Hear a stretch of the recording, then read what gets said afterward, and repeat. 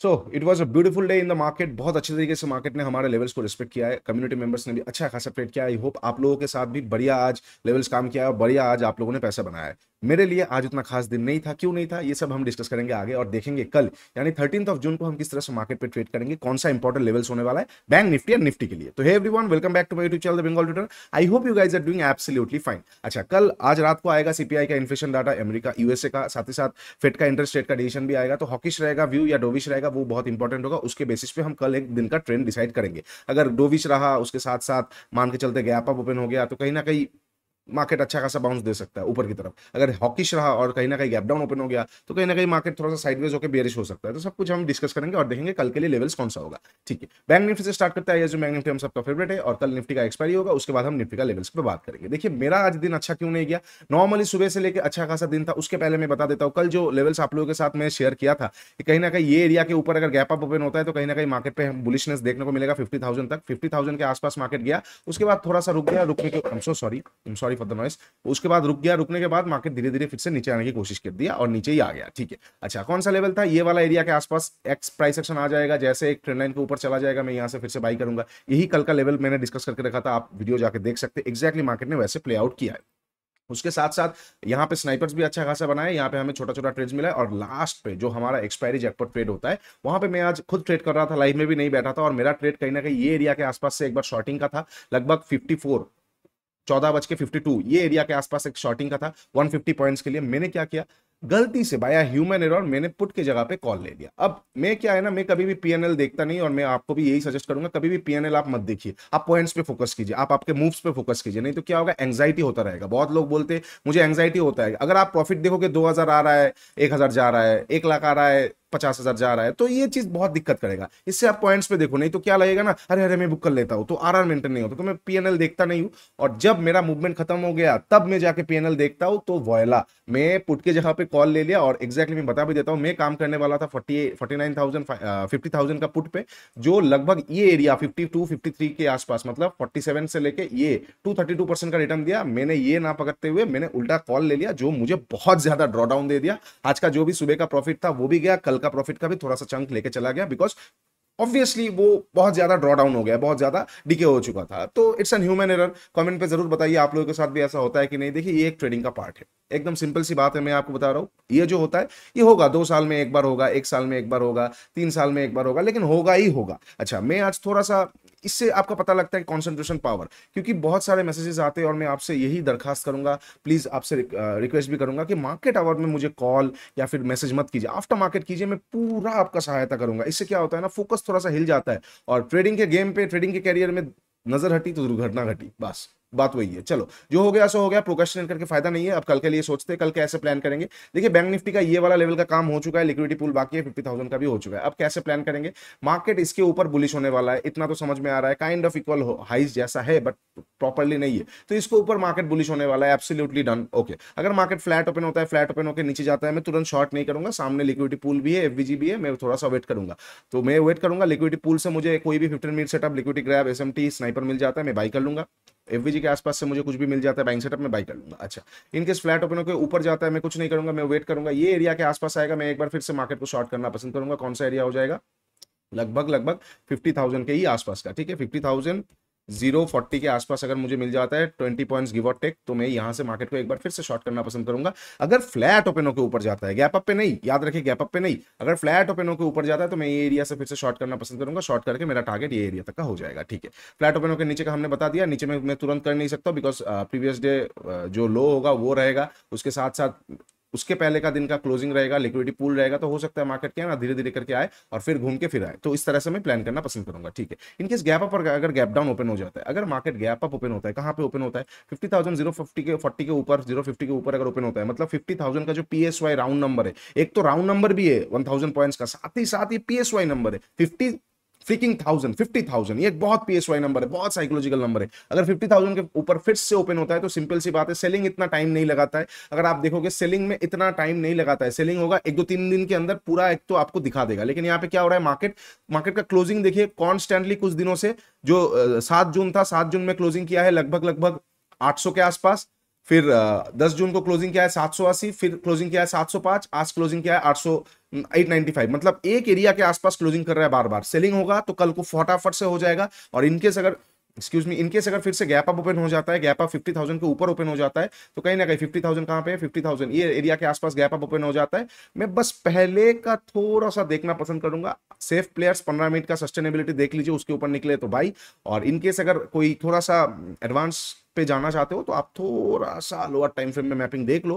थोड़ा सा भी इतू सा भी प्राइस एक्शन आ जाएगा, हम एक बार कर सकते हैं, या फिर डे लो का लिक्विडिटी लेके जैसे निकले हम कर सकते हैं। कहीं ना कहीं मार्केट बहुत ज्यादा शॉर्ट कवर कर देगा और बहुत ज्यादा बुलिशनेस हमें देखने को मिलेगा इनकेस गैप अप 50,000 के ऊपर ओपन होता है। बहुत बड़ा गैप अप ओपन होगा तो फिर सेकंड हाफ में देखेंगे, बिकॉज एक ऑलरेडी मूवमेंट हो चुका हुआ होगा।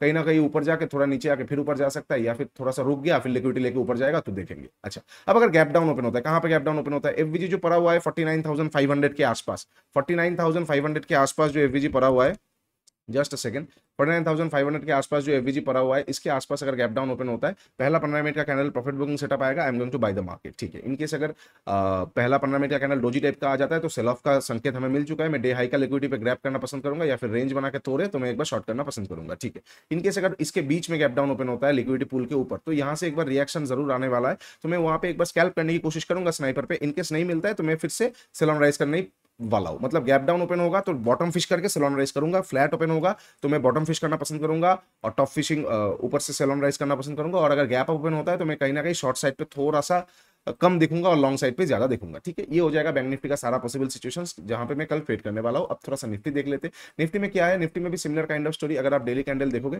एक तो ये रेंज के ऊपर जाके बहुत दिन से रुक रहा है और साथ ही साथ क्लोजिंग भी बहुत नजदीक नजदीक हो रहा है कुछ दिनों से, तो सेल ऑफ आना होगा, कल को आ जाएगा। इनकेस कल को भी नहीं आता है, गैप अप वगैरह खोल जाता है तो और ऊपर वो खींच देगा। उसके बाद अभी भी मन नहीं भरेगा फिर भी। मतलब बेयरिश कब होगा मार्केट, बेयर्स कब जागेगा, जब बुल्स का मन भरेगा, जब बुल्स खाना खत्म हो जाएगा, जब बुल्स खाना खा के चला जाएगा तब बेयर्स आएगा। बेयर्स जब खाना खा के चला जाएगा तब बुल्स आएगा। दोनों एक साथ नहीं आते, बिकॉज दोनों किंग होते हैं। एक कहावत होता है ना कि मरते प्रजा है, राजा आयो कभी नहीं मरते, वही बात है। बुल्स भी नहीं मरते, बियर्स भी नहीं मरते, मरते रिटेलर्स, येलो ट्रेडर्स। येलो मतलब ये YWLO, यू लिव लाइक, मतलब नो अदर्स, मतलब एकदम यू ओनली लिव वंस, वो वाला चीज हो जाता है। येलो ट्रेडर्स मरते, यू ओनली लिव वंस, मतलब अब बाई भी करना है, सेल भी करना है, बाई भी करना है, सेल भी करना है, चित भी मेरा पट भी मेरा, ऐसा नहीं होता है। बियर्स जागते हैं जब बुल्स खत्म होते हैं, बुल्स का प्रेशर खत्म होता है, बुल्स जागता है जब बियर्स का प्रेशर खत्म होता है। ठीक है, इस तरह का जो कैंडल्स होता है, कहीं ना कहीं बियर्स थोड़ा सा इंटरेस्ट दिखा रहा है, लेकिन अगर फिर भी कल भी नहीं दिखा पाएगा, कल भी नहीं हो पाएगा, इस तरह का एक ट्रेंड लाइन भी जा रहा है, कल भी अगर क्लोजिंग वगैरह नहीं आता है तो कहीं ना कहीं वो बोलेगा चलो बेटा आप लोग, भैया जी आप लोग थोड़ा सा खींच लो, थोड़ा सा मजे ले लो, मैं थोड़ी देर बाद देखता हूँ। ठीक है, क्योंकि बहस नहीं करना है यहाँ पे। यहाँ पे अब और एक चीज मैं आपको बताता हूँ, ये कभी भी मिसकॉन्सेप्शन पे मत रहिएगा कि बेयर्स कभी बुल नहीं होता है और बुल्स कभी बेयर नहीं होता है, ये मिसकॉन्सेप्शन में मत रहिएगा। ठीक है, जो बेयर्स होते हैं उनका प्रेफरेबल ट्रेड होता है शॉर्ट साइड, लेकिन वो लॉन्ग साइड पे जब उनको कुछ मिलेगा वो जरूर करेंगे, नहीं तो शॉर्ट कवर कैसे आएगा। Similar kind of story, bulls जो होते हैं उनका प्रेफरेबल ट्रेड रहता है लॉन्ग साइड, लेकिन कुछ भी शॉर्टिंग का सिनेरियो देखेगा वो लोग करेगा।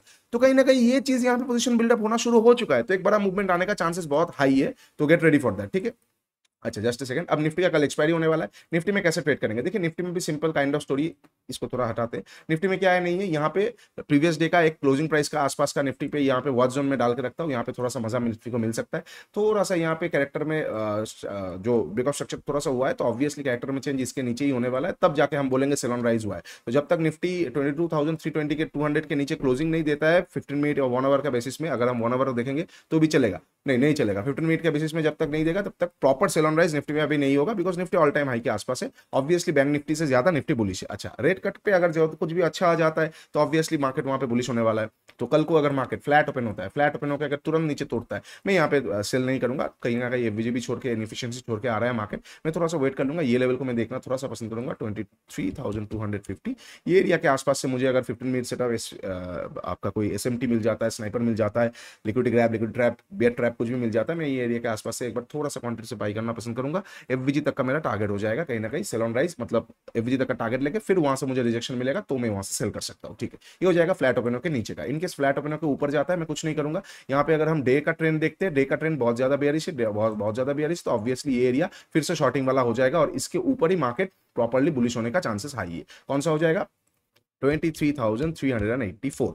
ये एरिया के आसपास 10 पॉइंट जो भी मैं आपको लेवल शेयर करता हूँ उसका 10-15 पॉइंट्स गिव और टेक ले लीजिएगा, बिकॉज ये एक जोन है, ठीक है। कौन सा जोन है? 82 से लेके 92, मैं 84 दे रहा हूँ, तो इसका मतलब नहीं है कि 84 मतलब 84, रिजिड मत रहिए, फ्लेक्सिबल रहिए, ओके। मार्केट के साथ भी आपके साथ भी। और एक चीज, there is a beautiful imbalance, oh I just saw it now. अच्छा, बहुत अच्छा इंबैलेंस है, तो कहीं ना कहीं मार्केट में नीचे से बाई करके मजा आएगा। निफ्टी में ऊपर में मुझे एक इंबैलेंस दिख रहा है और बहुत दिनों बाद थोड़ा सा बिगर टाइम फ्रेम में इंबैलेंस मुझे दिख रहा है।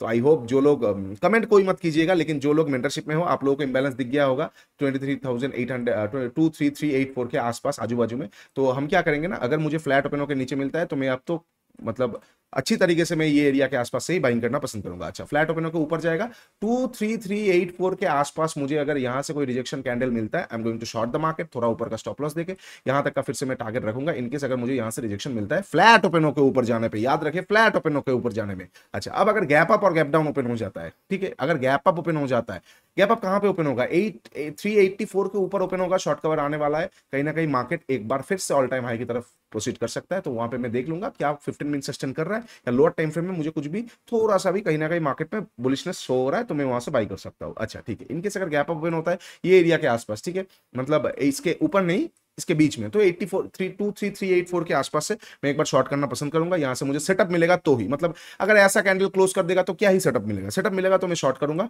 और अगर शॉर्ट करने के बाद रिएक्शन आया फिर तोड़ रहा है, तो फिर क्या हो गया, मेरा शॉर्टिंग का भी हो गया और यहाँ पे रिएक्शन भी आ गया, मैं कॉस्ट टू कॉस्ट या थोड़ा बहुत इधर उधर करके मैं अपना पोजीशन को घुमा के शॉर्ट कवर पे ही चला जाऊंगा, ठीक है। अच्छा, ये हो जाएगा गैप अप पे। इनकेस अगर गैप डाउन ओपन होता है, कहां पे गैप डाउन ओपन होता है?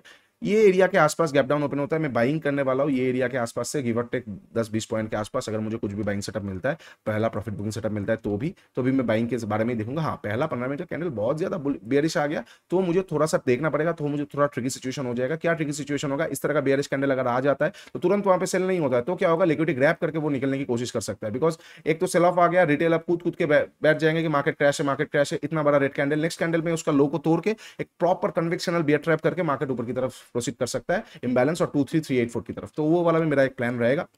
और इनकेस अगर बहुत बड़ा गैप डाउन ओपन हो जाता है तो देखिए, बाइंग तो बिल्कुल भी जायज है, लेकिन इतना बड़ा अगर गैप डाउन ओपन हो भी जाता है उसके साथ देखना पड़ेगा न्यूज। अगर ऐसा रात को इतना बहुत ज्यादा हॉकिश न्यूज आ गया कि हॉकिश हाँ हाँ ये साल रेट कट होगा ही नहीं, और फिर इतना बड़ा गैप डाउन ओपन होता है, मैं हाथ नहीं लगाऊंगा मार्केट को, सेकंड हाफ में देखूंगा। और अगर न्यूज आता है डोविश, मतलब हाँ रेट कट जुलाई में हो सकता है और इतना बड़ा गैप डाउन ओपन होता है, तो वो कवर कर देगा, तो फिर मैं क्या करूंगा, तो मैं प्रॉफिट बुकिंग सेटअप या फिर जैसे थोड़ा रिजेक्शन मिलेगा मैं यहाँ पे बाई कर लूंगा, ठीक है। कल एक्सपायरी होगा निफ्टी का, तो अनाप शनाप ट्रेड मत कीजिए, प्रॉपरली ट्रेड करने की कोशिश कीजिए। और क्या है ना, एक्सपायरी में थीटा टेके बहुत ज्यादा होता है, तो वहां पे आपको संभाल कर ट्रेड करना पड़ता है। लेकिन एक्सपायरी में एक और चीज भी होता है, वो होता है वेगा ब्लास्ट और गामा ब्लास्ट। तो ये दो चीज अगर आप पकड़ लोगे तो आपका एक्सपायरी बहुत सुनहरा जाएगा। हाँ, लेकिन गेट रेडी रहिए, मेरे जैसा आपके साथ भी हो सकता है, तो प्लीज फोकसली ट्रेड कीजिए कि आप कॉल की जगह पे पुट मत लीजिए, पुट की जगह पे कॉल मत लीजिए। क्या होता है ना, हमारा बास्केट रहता है, मेरा बास्केट रहता है कि कॉल और पुट मेरा दोनों, मतलब दो दो स्ट्राइक प्राइस का दोनों एक साथ रहता है, मैं प्राइस को फ्लक्चुएट करता हूँ, कभी कभार गलत अगर प्रेस कर दिया